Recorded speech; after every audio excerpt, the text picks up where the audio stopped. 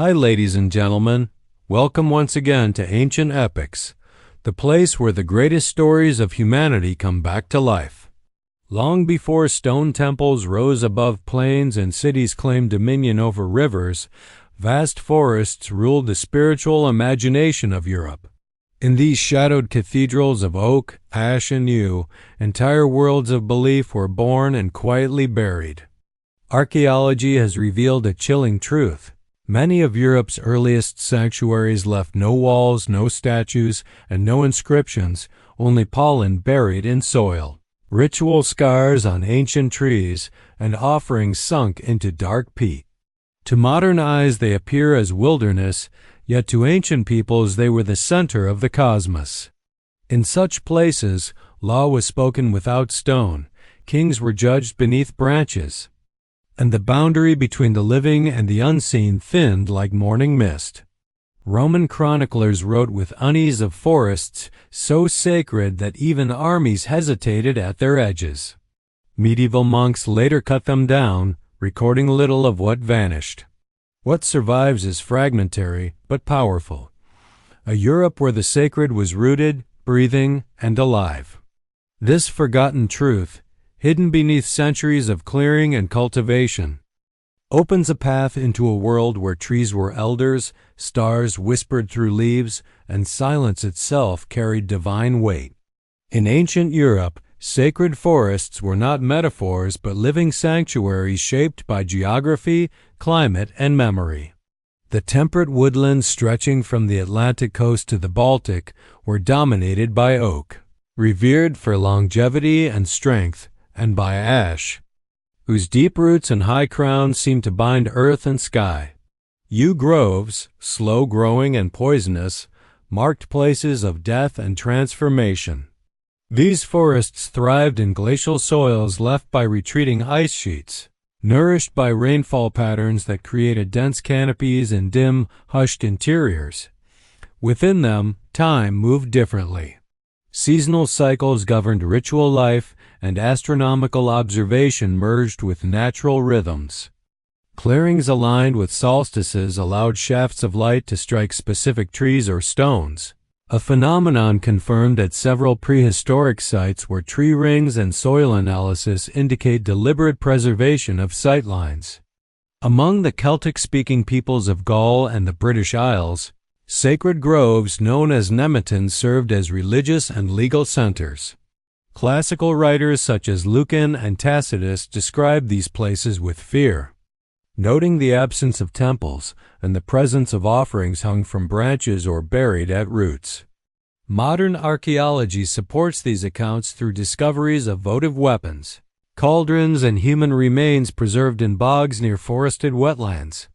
These bog bodies, dated through radiocarbon methods, often show signs of ritual death, suggesting ceremonies tied to sovereignty, fertility, or cosmic balance.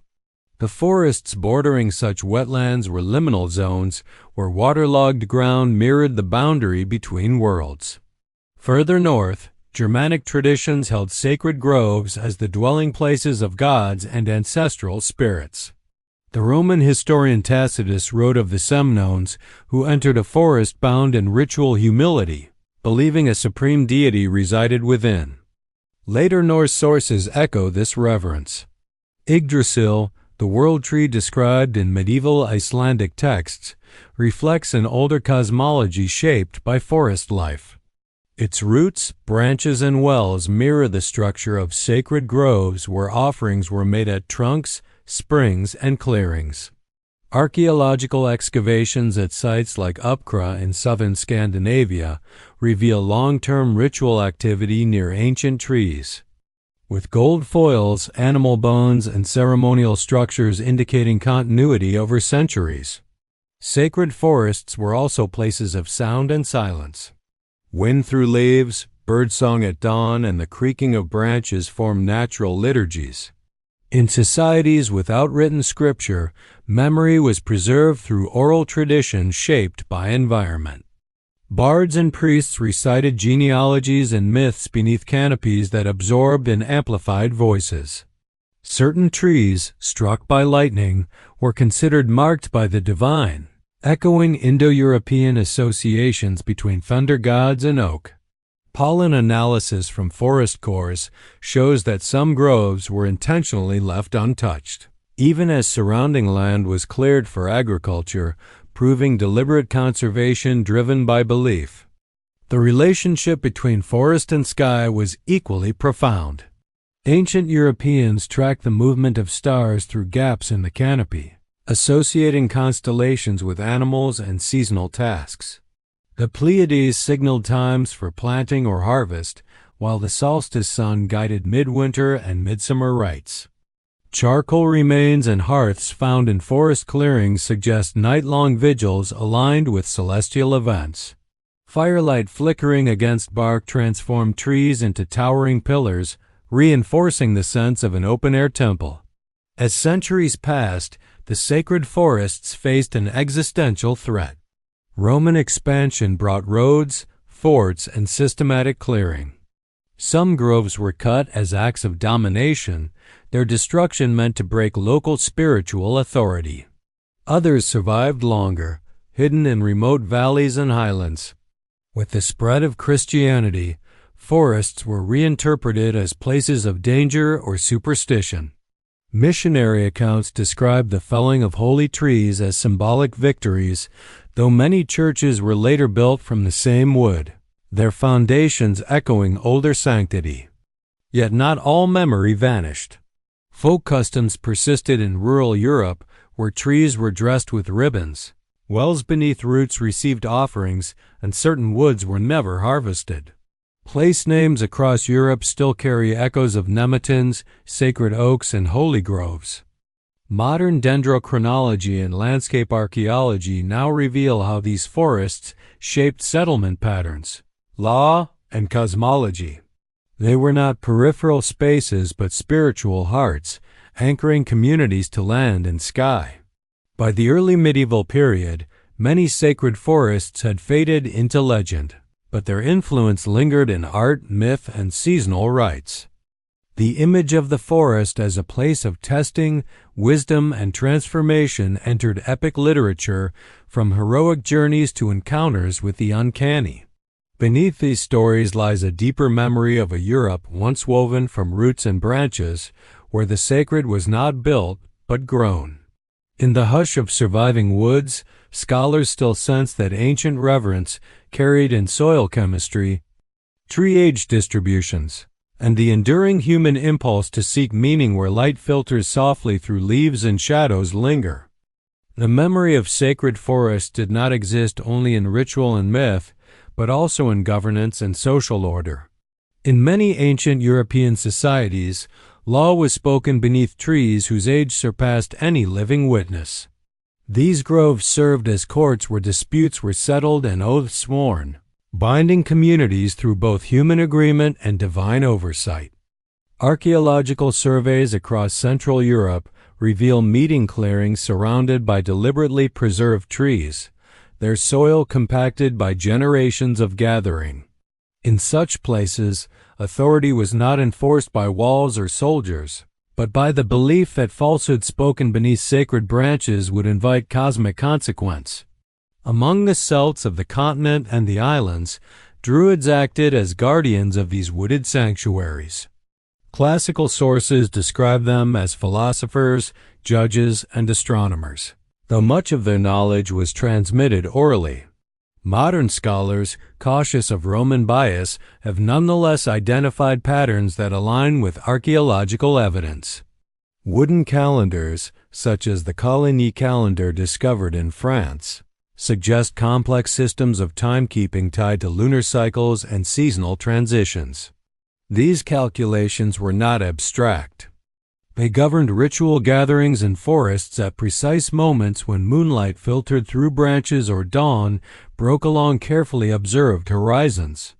The forest itself functioned as a living observatory, its clearings and paths aligned with celestial rhythms. Sacred forests also shaped concepts of healing and renewal. Certain trees were believed to hold curative power not as superstition but as extensions of observed natural properties. Willow bark, rich in salicin, was associated with pain relief, while oak galls served in medicinal preparations. Springs emerging beneath roots were frequented for purification rites, their mineral content often offering genuine health benefits. Excavations near such springs reveal votive offerings ranging from carved wooden limbs to finely worked metal objects, left in gratitude or hope. These practices reveal a worldview where spiritual and physical well-being were inseparable, both rooted in the forest's living systems.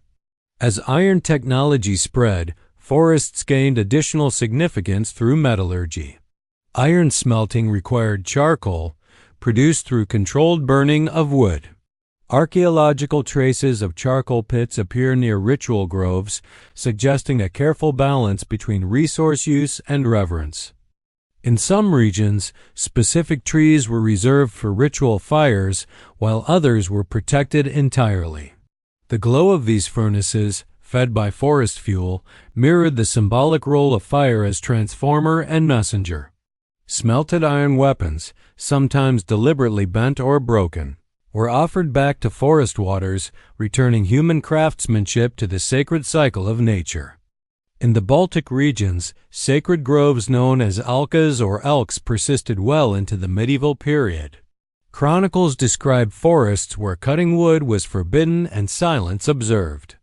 These groves were dedicated to sky deities, earth spirits, or ancestral forces, and often located on elevated ground overlooking rivers or plains.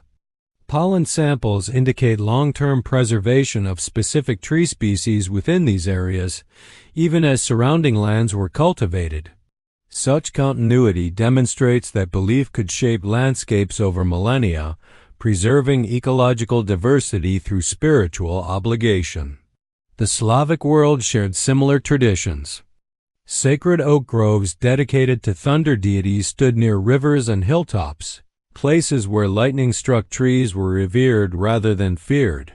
Offerings of bread, honey, and animal sacrifice were recorded in later ethnographic accounts, echoing older practices.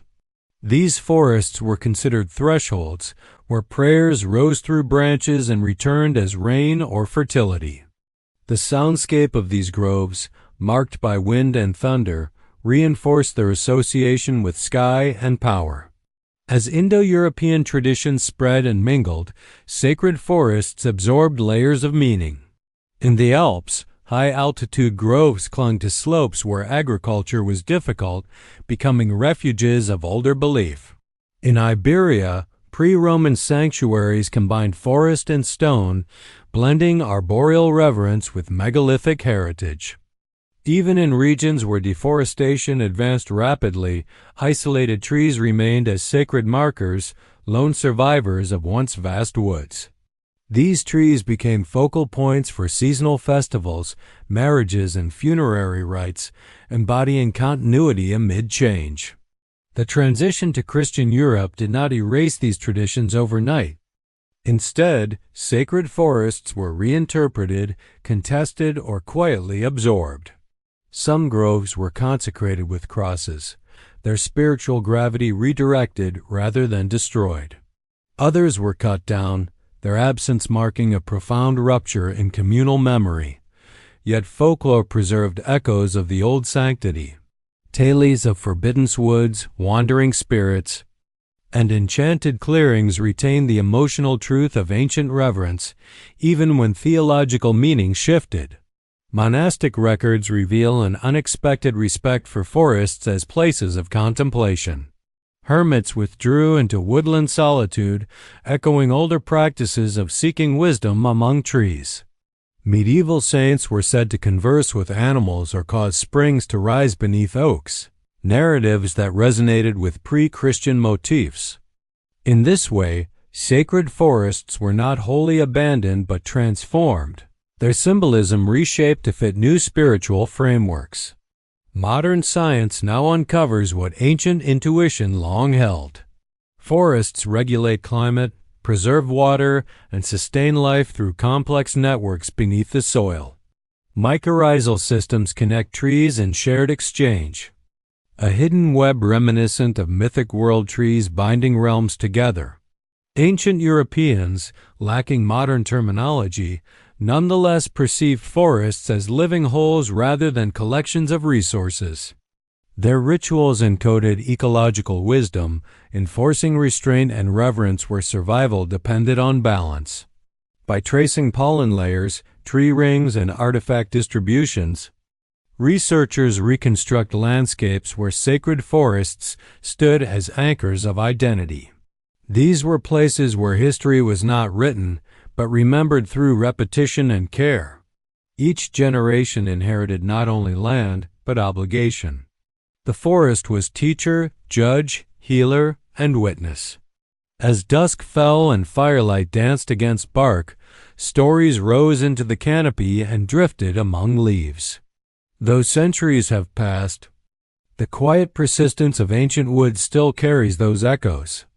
In their shade lies the memory of a Europe that understood holiness not as something built by hands, but as something grown, tended, and deeply rooted in the living earth.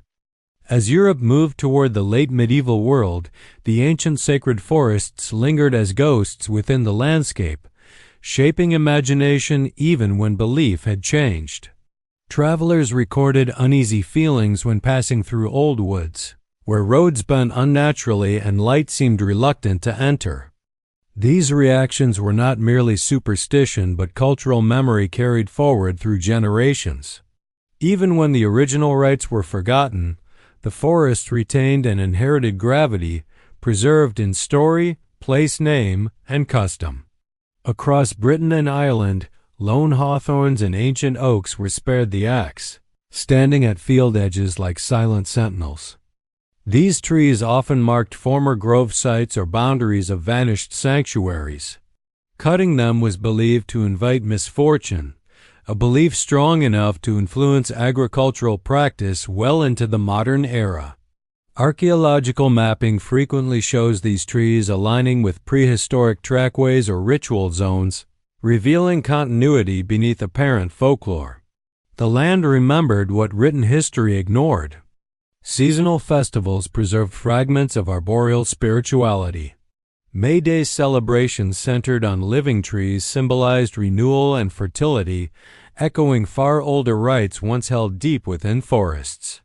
Winter festivals drew on evergreen branches, reminders of life persisting through darkness.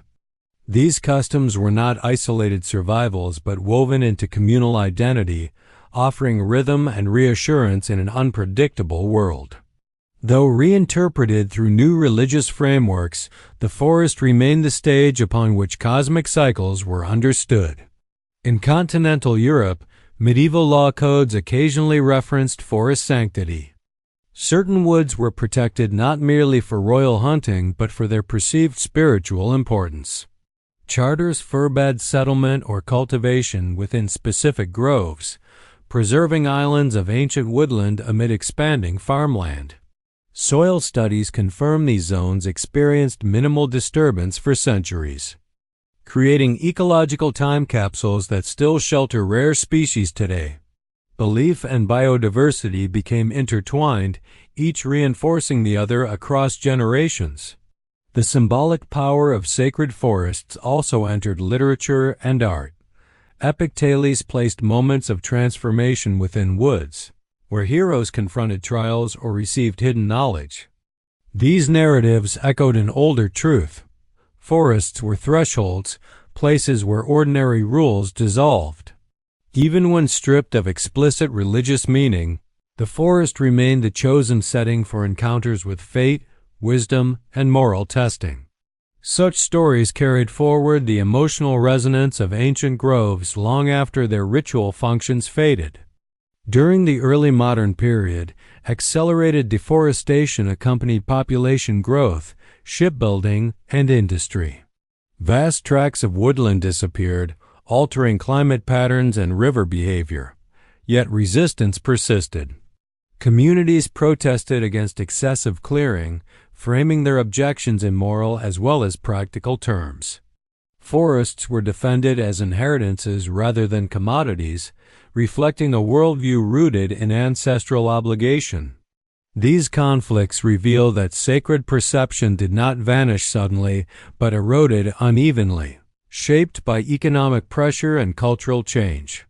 Scientific inquiry in recent centuries has begun to validate aspects of ancient forest reverence. Old-growth woodlands regulate temperature extremes, prevent soil erosion, and support complex ecosystems. Tree ring analysis reveals how long-lived oaks and yews witnessed centuries of human history, surviving wars, plagues, and political upheaval. Their endurance mirrors the role they once played as anchors of communal memory, living archives of time itself. Modern archaeological techniques continue to uncover evidence of forest sanctuaries once dismissed as myth. Ground-penetrating radar reveals patterned clearings beneath later growth. Isotope analysis traces the origins of offerings, showing long-distance pilgrimage to specific groves. These discoveries confirm that sacred forests were not peripheral curiosities, but central institutions shaping belief, law, and environmental management. The ancient European relationship with woodland emerges as deliberate, sophisticated, and deeply symbolic. Beyond physical evidence, sacred forests offer insight into how early societies understood existence. Divinity was not distant or abstract, but immanent, woven through roots, water, wind, and stars. The forest embodied a cosmos where every element participated in meaning. This worldview fostered humility, restraint, and continuity, values encoded through ritual rather than doctrine. Though expressed differently across regions, the underlying principle remained consistent. Life thrived through balance, and balance required reverence. Today, remnants of Europe's primeval forests still stand, often protected as natural reserves. Visitors walk beneath towering canopies, unaware that their footsteps follow paths worn by ritual procession and seasonal gathering. In the quiet of these woods, one may sense a lingering presence, not as superstition, but as accumulated human memory. The forest remembers songs once sung, fires once lit, and promises once sworn beneath its branches. These sacred forests remind humanity that spirituality once required no walls, no altars of stone, and no written creed. It required attentiveness, patience, and respect for the living world. In an age when landscapes are rapidly transformed, the ancient European forest stands as testament to a different way of belonging, where identity grew slowly, ring by ring, alongside the trees themselves. The story of sacred forests is not merely a tale of the past, but a reflection of enduring human longing for connection with the natural and the eternal. Though beliefs change, the quiet power of ancient woods continues to inspire awe, inviting reflection on what has been lost and what may yet be remembered. Beneath leaves stirred by wind older than history, the spirit of those forgotten sanctuaries still endures. If these ancient voices touched your heart today, please consider subscribing to Ancient Epics and ringing the bell so you never miss the next forgotten tale. Thanks for watching.